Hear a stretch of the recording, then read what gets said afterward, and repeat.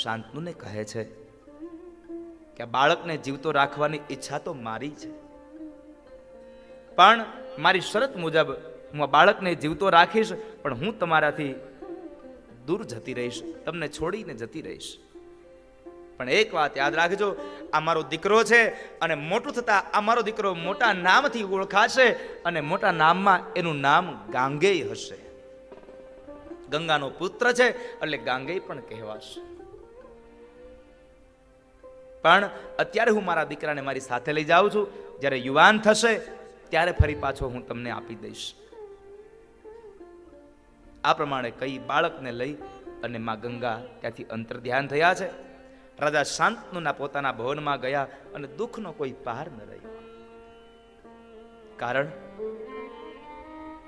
7 દીકરાઓ મૃત્યુ પામ્યા, સાથે 8મા દીકરાનો જન્મ થયો, જીવતો રહ્યો, પણ પત્ની છોડીને ચાલી ગઈ. પત્ની છોડીને ચાલી ગઈ. અતિ આમ કલ્પાંતમાં ડૂબી ગયા હોય, ન નિંદ્રા આવે, ન કોઈ પ્રકારનો ચૈન પડે, ન ભૂખ લાગે. શું થાય? રાજા શાંતનુ અતિશય દુઃખમાં ગરકાવ થયા છે. ઘણો સમય વ્યતીત થયો અને એ સમયે એકવાર રાજા શાંતનુ શિકાર કરવા માટે નીકળ્યા છે અને ગંગાના કિનારે જાય છે. તો ગંગાના કિનારે એક કુમાર એને જોવા મળ્યો છે, જે ગંગાના તટ પર રમી રહ્યો છે. બાળક મોટા ધનુષ્ય ઉપર બાણ ચડાવીને છોડતો જાય અને આ જ રમત હતી. ત્યાં ગંગાજીએ તે જ રૂપમાં પ્રગટ થયા. તે રૂપમાં તેઓ પહેલા હતા.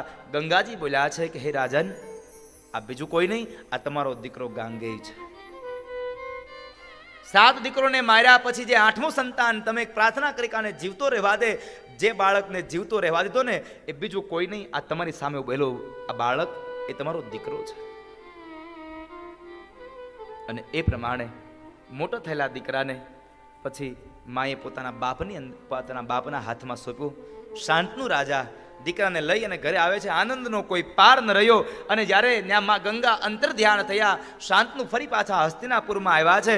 મહારાજ શાંતનુએ દીકરો મળી ગયો ને એ ખુશીની અંદર બહુ મોટો એક સમયો રાખ્યો અને બહુ મોટો એક ઉત્સવ મનાવ્યો છે. મોટો ઉત્સવ મનાવ્યો અને ઉત્સવમાં સૌ લોકો આનંદ કરે છે. સુત મહાપુરાણી કહે છે કે હે મુનિઓ, ભીષ્મજીના જન્મ અંગે અને ગંગાજીના ઉત્પત્તિના કારણો મેં આપને કહી બતાવ્યા. ભગવાન બાદરાયણના મુખમાંથી મેં જે કાંઈ મહામાયાનું આ ચરિત્ર સાંભળ્યું હતું એ કથા મેં આપને કહી બતાવી. ત્યારબાદ તો શાંતનુ રાજા સાથે સત્યવ્રતીના લગ્ન પણ થાય છે. માતા વેદવ્યાસની માં, જે ભગવાન વેદવ્યાસના માતા સત્યવતી છે, એની સાથે રાજા શાંતનુના લગ્ન થાય છે. સત્યવતીનું નામ છે આમ તો મત્સ્યગંધા, પણ પરાશરના તપના પ્રકારે જેના શરીરમાંથી માછલીની સુગંધ આવતી હતી એના બદલે કસ્તુરની સુગંધ ફૂટી. કારણ એક તપોનિષ્ઠ એક બ્રાહ્મણ, એક મહાપુરુષ એની અંદર કામી બન્યા. કારણ આ દુનિયામાં સાહેબ મોટા મોટા ઋષિઓને પણ કામ ડગાવી દે છે. જ્યારે કામ મનમાં પ્રવેશે ત્યારે માણસ પોતાનું સર્વસ્વ ભૂલી જતો હોય છે. પારાશર નામના મહાજ્ઞાની માણસ, અને એ જ્યારે યમુનાના કિનારે સામે કિનારે જવા માટે આવે છે, માછીમારની દીકરી મત્સ્યગંધા એ જ્યારે એમને સામે કિનારે ઉતારવા માટે જાય છે ત્યારે એના રૂપની અંદર એ મોહી ગયા મત્સ્યગંધા કહે છે કે હું આપની ઈચ્છાને સંપન્ન કરું, પણ મને વરદાન આપો કે હું હંમેશના માટે કુંવારી રહું, મારું યૌવન તત્વ ભંગ ન થાય, આવું મને વચન આપો. અને આ વાતની ખબર દુનિયામાં કોઈને ન પડે, આ રાજ હંમેશના માટે છુપું રહે, આવું વચન મને આપો. પણ એ સમયે પોતાના મનની અંદર કામ પ્રવેશ કર્યો હતો, એટલે પોતાની પાસે ભેગું કરેલું જે તપ છે એ તપને એવા પ્રકારમાં લગાવ્યું કે મત્સ્યગંધા કહે છે કે અત્યારે આ સમય દિવસનો છે, અને દિવસના કાળમાં કામને ભોગવશો નહીં. ત્યારે એ તપોબળને લઈ અને આકાશમાં એટલા વાદળાઓ ઊભા કર્યા પારાશર ઋષિએ કે ધોળા દિવસે અંધારી રાત બનાવી. સાહેબ, આ કેટલા તપોનિષ્ઠ હતા સાહેબ, કે પોતે ધારે કરી શકે. તપની અંદર બહુ તાકાત છે, ઉપાસનાની અંદર બહુ તાકાત છે. તમે ઉપાસના કરો ને એટલે તમારું ઈચ્છિત સંપન્ન થાય, એમાં કોઈ પણ પ્રકારનો સંદેહ નથી.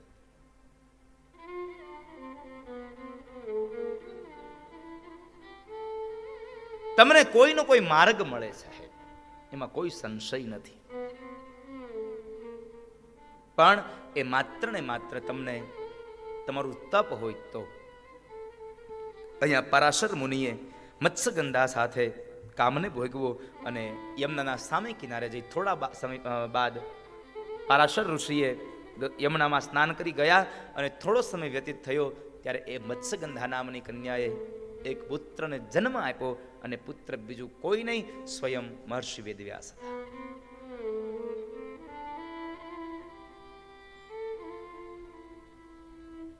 ત્યારબાદ એ સત્યવતીના લગ્ન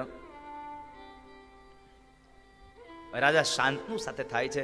કારણ કે એક વખતના સમયે ભીષ્મ અને શાંતનુ બે જ્યારે નદી કિનારે આવે છે, આ કન્યાને જોઈ, નિષાદ કન્યાને જોઈ, ઉપરીચરની આ દીકરીને જોઈ અને શાંતનુ રાજા મોહમાં પડ્યા. એમણે એમની કન્યાની માગણી કરી, પણ એ સમયે કન્યાએ ના પાડી. શાંતનુ જ્યારે ઘરે આવે છે, ભીષ્મના મનની અંદર થયું મારા પિતાશ્રીની ઈચ્છાઓ કેમ સંપન્ન થાય, કારણ શાંતનુ એ કન્યાને મેળવવા ઈચ્છતા હતા અને એ કન્યા લગ્ન કરવા ઈચ્છતી હતી. હવે કરવું શું? અને એ સમયે ભીષ્મ ત્યારે એ ઉપરીચર પાસે આવી અને કહે છે કે તમારી કન્યા મારા પિતાશ્રી સાથે પરણાવો. કન્યાનો બાપ એમ કહે છે કે તમારા પિતાશ્રી સાથે કરતા તમે યુવાન છો, તમારી સાથે હું એને પરણાવું તો કદાચ મારી દીકરીનો જે પુત્ર થાય એ રાજ્યાધિકારને પામે. રાજા ભીષ્મ કહે છે કે તમે જો તમારી કન્યાને મારા પિતાશ્રી સાથે પરણાવશો તો હું તમને વચન આપું છું કે તમારી કન્યાથી જે દીકરો થશે એ જે રાજા બનશે, હું રાજને નહીં ભોગવું. આ વાત માની લીધી.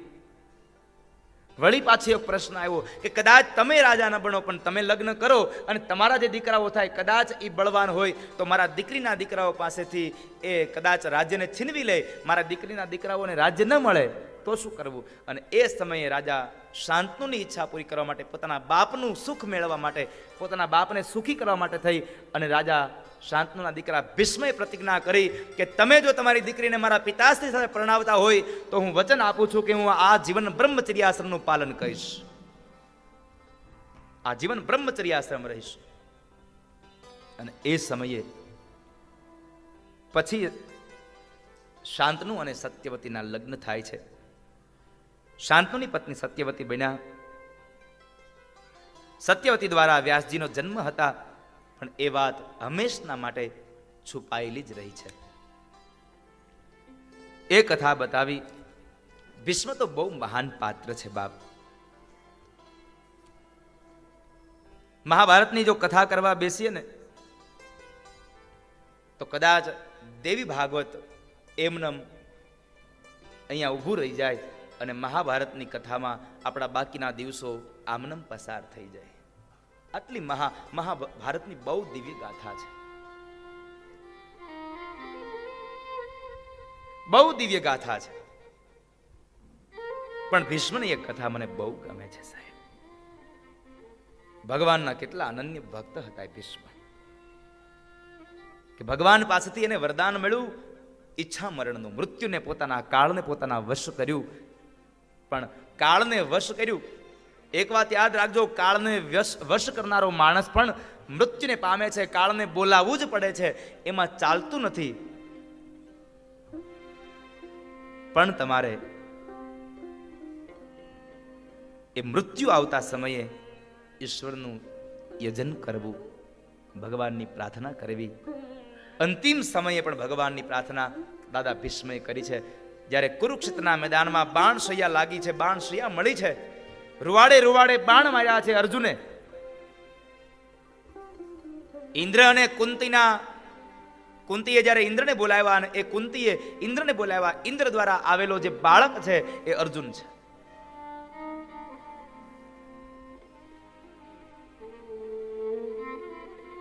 અર્જુને એક એક રૂવાડે રૂવાડે બાણ માર્યા છે દાદા ભીષ્મને.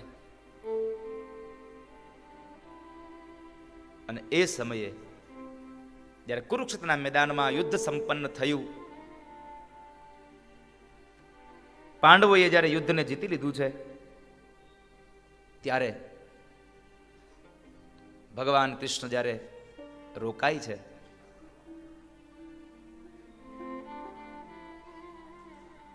અને દાદા ભીષ્મ પાસે જાય, દાદા ભીષ્મને કહે છે કે દાદા, ઉત્તરાયણનો પવિત્ર કાળ ચાલે છે, હવે તમે મૃત્યુને બોલાવો. અને ત્યારે વયોવૃદ્ધ એ દાદા ભીષ્મ કુરુક્ષેત્રના મેદાનમાં બાણશૈયા ઉપર પોઢેલો મહાભીષ્મ ભગવાન કૃષ્ણને પ્રાર્થના કરે છે, પ્રભુ હજી મારું મૃત્યુ કેમ આવે? કારણ હું એક કુંવારી કન્યાનો બાપ છું. હું કુંવારી કન્યાનો બાપ છું. આ શબ્દ સાંભળ્યા ને ત્યાં ઉભેલા 5 પાંડવો, દ્રૌપદી, આ તમામ લોકો આશ્ચર્યચકિત બની ગયા કે દાદાએ તો પોતાના પિતાજીના સુખ માટે આ જીવન બ્રહ્મચર્ય આશ્રમ પાળ્યું છે, અને તો હવે એની દીકરી કઈ?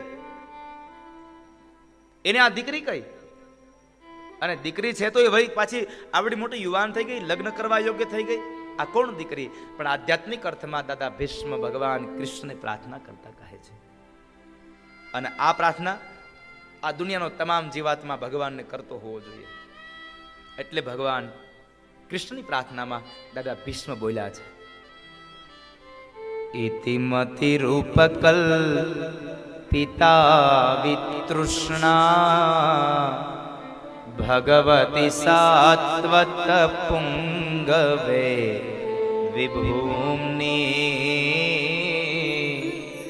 સ્વસુખમુપગતે ક્વચિદ વિહરતુ પ્રકૃતિમુપેયુષી યદ્ભવ પ્રવાહ. ઇતિમતિ રૂપ કલ્પિતા વિતૃષ્ણા ભગવતી સાત્વત પુંગવે વિભૂમ્ની પ્રકૃતિમપેયસી યદ ભવ પ્રવાહ. દાદા ભીષ્મ કહે છે, પ્રભુ હજી મારે કુંવારી કન્યા છે. અને આ કુંવારી કન્યા કોણ? તો કહે છે મારી મતિરૂપી કન્યા. ઇતિમતિ રૂપ, ઇતિમતિ રૂપ, મારી મતિરૂપી કન્યા હજી કુંવારી છે, અને એના માટે મારે વરાજો ગોતવાનો છે. અને એના માટે જ્યાં સુધી મારી દીકરીને પરણાવી ન દઉં ત્યાં સુધી મને મૃત્યુ ન આવે.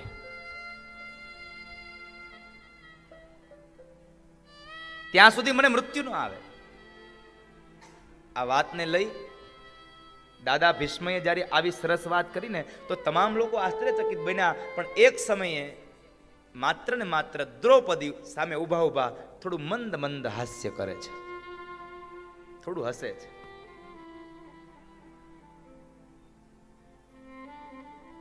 આને લઈ અને ધર્મરાજ યુધિષ્ઠિર બોલ્યા છે,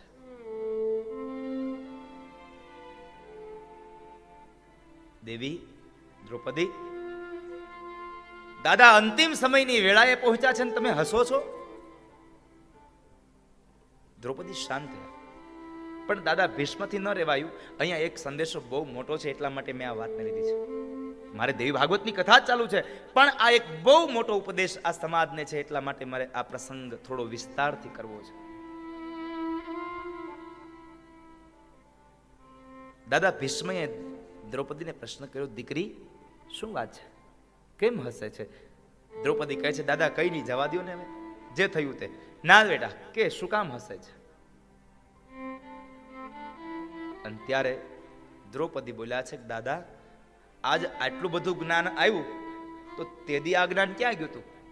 કે દિવસે કે જ્યારે દુષ્ટ દુશાસન ભરી સભામાં મારા વાળ પકડી ખેંચી લાવ્યો અને મારા અંગ ઉપરના વસ્ત્રો જ્યારે ઉતારતો હતો, મને નિર્વસ્ત્ર કરતો હતો, જ્યારે તમારા કુળની લાજ લૂંટાતી હતી, ત્યારે મેં તમારી પાસે આવીને છેડો પાથરીને પગે લાગીને ભીખ માગી હતી, દાદા મને બચાવી લ્યો, એક સ્ત્રીની લાજ લૂંટાય છે. ત્યારે તમે નીચું જોઈ ગયા હતા, ત્યારે આ બુદ્ધિ ક્યાં ગઈ હતી?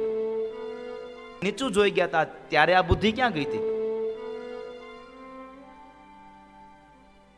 ત્યારે દાદા ભીષ્મ બોલ્યા છે કે દીકરી, ત્યારે પણ આ બુદ્ધિ મારામાં હતી, પણ બોલી નહોતી શક્યો ને. એનું એકમાત્ર કારણ એ હતું કે ત્યારે હું દુર્યોધનના રાજ્યમાં હતો અને દુર્યોધનનું અનાજ મારા પેટમાં પડ્યું હતું, અને એ પેટમાં પડેલું અનાજ મારી આખા શરીરની નસોમાં લોહી બનીને ફરતું હતું ને, એટલે મારાથી દુર્યોધનનું અનાજ ખવાનું ને, એટલે મારી બુદ્ધિ ભ્રષ્ટ થઈ ગઈ હતી. કારણ દુર્યોધનના રાજ્યમાં જેટલું અનાજ હતું ને બધું અનિતિનું હતું, અને અનિતિના રાજ્યનું તમે ધન ખાવ, અનાજ ખાવ ને, એટલે તમારી બુદ્ધિ ભ્રષ્ટ થઈ જાય, એમાં કોઈ પણ સંશય નથી માણસને. માટે અનિતિનું અનાજ ન ખાવું, અનિતિનું ધન ઘરમાં ન લાવશો. આપણી કહેવત છે કે અનિતિનું ઘરમાં આવશે ને એટલે એ જ્યારે જાશે ને ત્યારે નીતિનું આરે લઈને જશે. છાણ ઉપાડો ને એટલે ચપટી તો ચપટી, ધૂળ આવે આવે ને આવે જ. એમ અનિતિનું ઘરમાં આવશે ત્યારે બહુ સારું લાગશે, પણ જ્યારે ઘરમાંથી જશે ને ત્યારે તમારું નીતિનું સાથે લઈને જશે. એટલે બેટા, એ દિવસે દુર્યોધનના રાજ્યનું અનાજ મારા પેટમાં હતું, લોહી મારી નસોમાં દોડતું હતું ને, એટલે હું કોઈ બોલી નહોતો શક્યો. તો દાદા આજ ઈ લોહી ક્યાં ગયું? તો કહે છે કે દીકરી, આ તારા ઘરવાળાએ મને રૂવાડે રૂવાડે બાણ માર્યા ને, એમાં બધું લોહી નીતરી ગયું ને, એટલે આજ અંત સમયે બુદ્ધિ સૂજી અને મેં ભગવાન કૃષ્ણને પ્રાર્થના કરી. ઇતિમતિ રૂપકલ પિતા વિતૃષ્ણા ભગવતી સાત્વત પુંગવે વિભૂમ્ની સ્વસુખમુપગતે ક્વચિદ વિહરતુ પ્રકૃતિમુપેયુષી યદ્ભવ પ્રવાહ.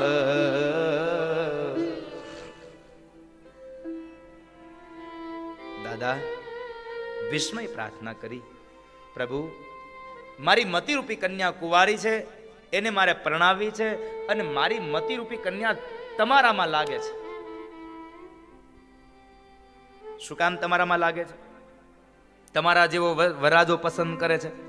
શું કામે? તો એના માટે દાદા ભીષ્મ ભગવાનને કહે છે, ત્રિભુવન કમનમ તમાલ વર્ણમ રવિકર ગૌરવરાંબરમ દધાને વપુરલ કકુલા વૃતાનનાબ્જમ વિજય સખેરતિરસ્તુ મે નવદ્યા.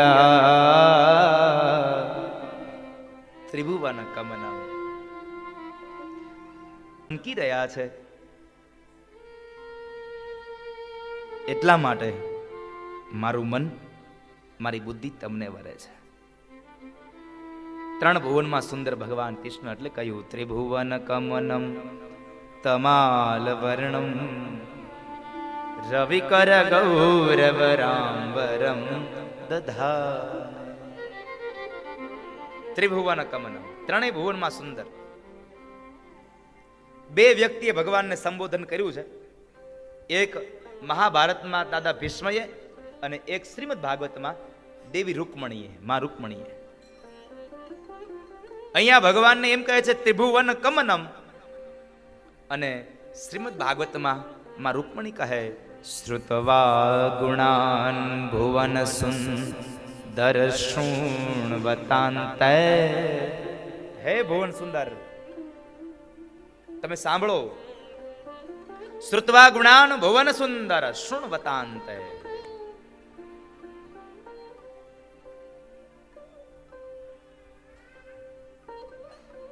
શ્રુત્વા ગુણાન ભુવન સુંદર.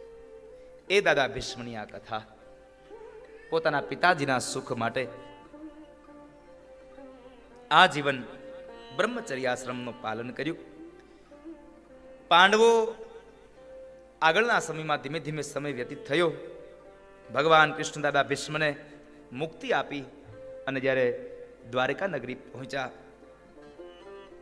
કારણ કે આ મૂળ કથા મહાભારતની એટલા માટે આવી છે કે આ કથા પરીક્ષિતના મોક્ષ માટે બેસાડવામાં આવી છે. અને પરીક્ષિતના મોક્ષ માટે આ કથા કોણે કરી? પરીક્ષિતના દીકરા જન્મેન્જય. જન્મેન્જય રાજાએ આ ભગવાન માં દેવી ભાગવતનું વાંચન કરાયું, નહવાન યજ્ઞ કર્યો છે.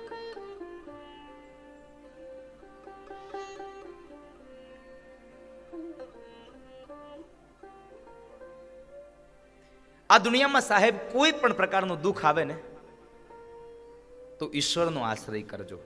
ભગવાન તમારી સાથે હશે ને તો તમે કોઈ દિવસ ક્યાંય પાછા નહીં પડો, હારશો નહીં. તમને ભગવાનમાં ભરોસો હોય, ઈશ્વરના નામનો મહિમા ગાઓ. ઈશ્વરના નામના મહિમાથી તમારું સર્વત્ર કલ્યાણ થાય છે.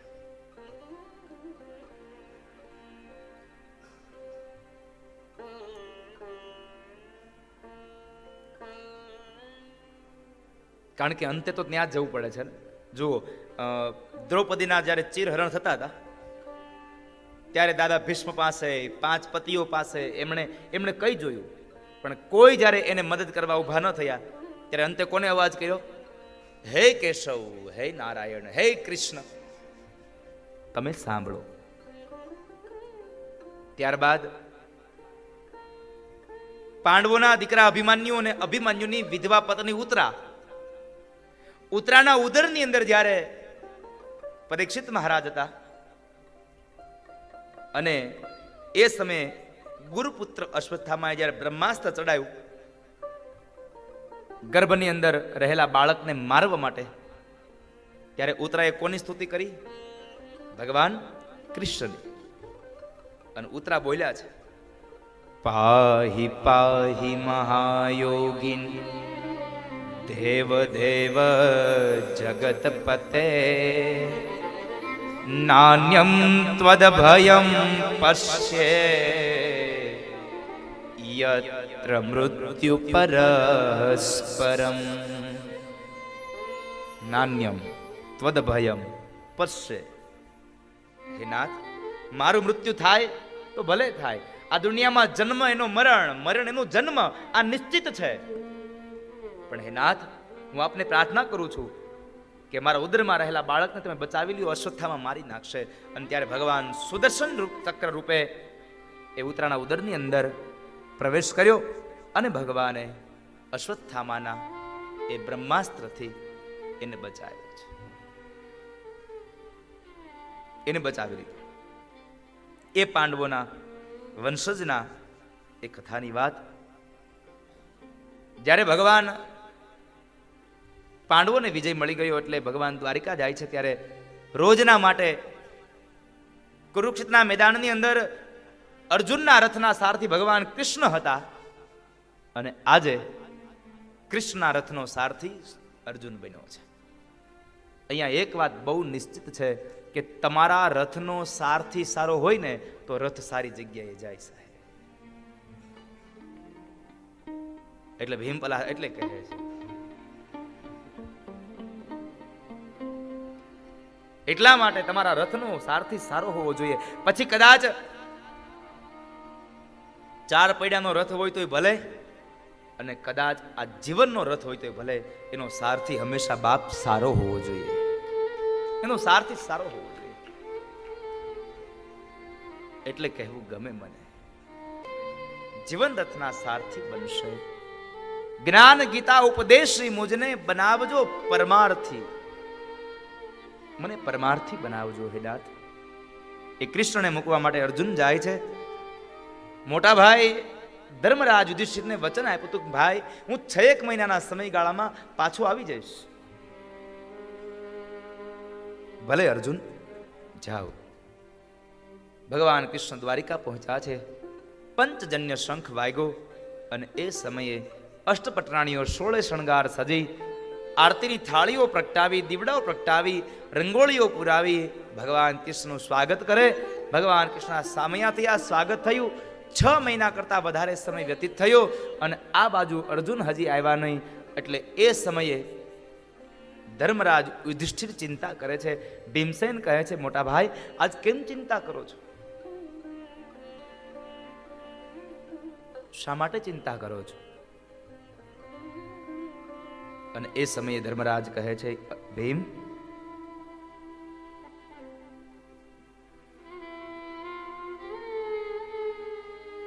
અર્જુન 6 મહિનાનો વાયદો આપીને ગયો હતો, પણ હજી અર્જુન આવ્યો નહીં. અને આજ મારા મન ઉપર કંઈક વિચારો અલગ આવે છે. શું થયું હશે અર્જુનનું? કેમ નહીં આવ્યો હોય? મને અર્જુનની ચિંતા થાય છે.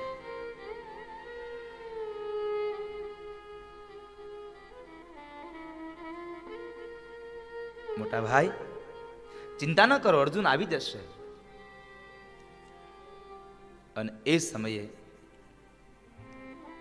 બરાબર ભીમ અને ધર્મરાજ યુધિષ્ઠિર બે ભાઈઓ વાતો કરે છે. અર્જુનનો પ્રવેશ થાય છે. અર્જુનને આવેતલો જોઈ અને ધર્મરાજ એકદમ ઊભા થઈ અને સામે ચાલ્યા છે. જ્યાં અર્જુનની નજીક જાય તો એક દ્રશ્ય દેખાયું કે અર્જુનની આંખમાં આજે અશ્રુઓના બિંદ દેખાય છે. અર્જુન શું થયું ભાઈ? કેમ રડે છે તું? કોઈ સ્ત્રીનું તું રક્ષણ ન કરી શકો?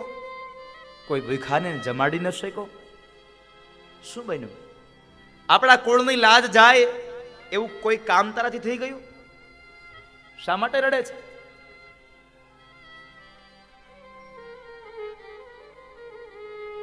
એક પણ વાતનો જવાબ અર્જુન નથી આપતા.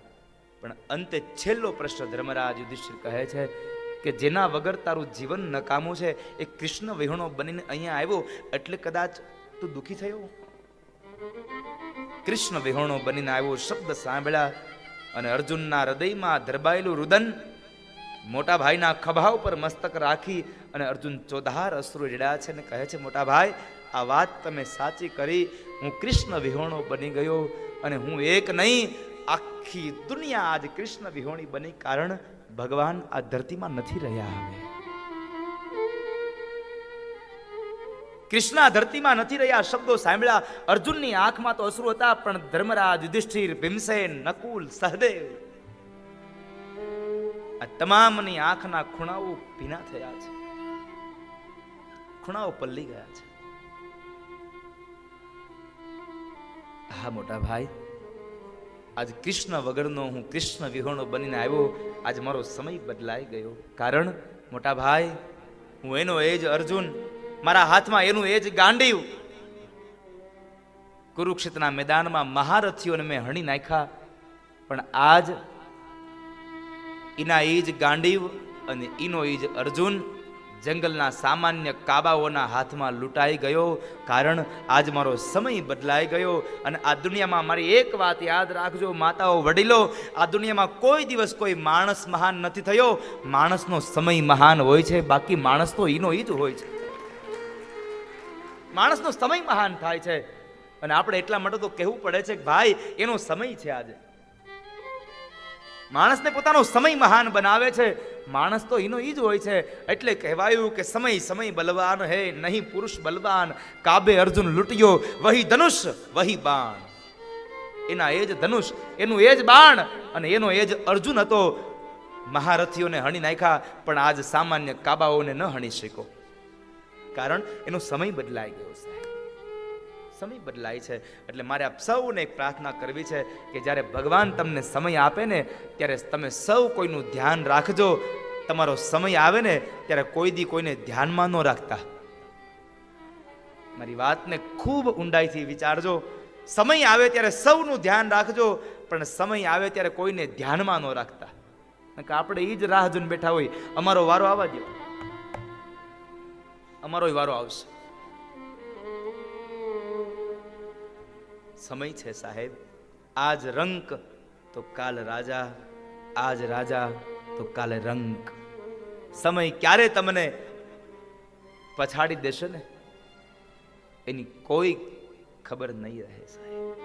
એટલે મનુષ્ય અવતાર મેળવો છે તો કોઈક ના કોઈકને ઉપયોગી થઈને જાજો, બાકી તો આવ્યા અને ગયા, આવ્યા અને ગયા, આવું થશે અહીંયા.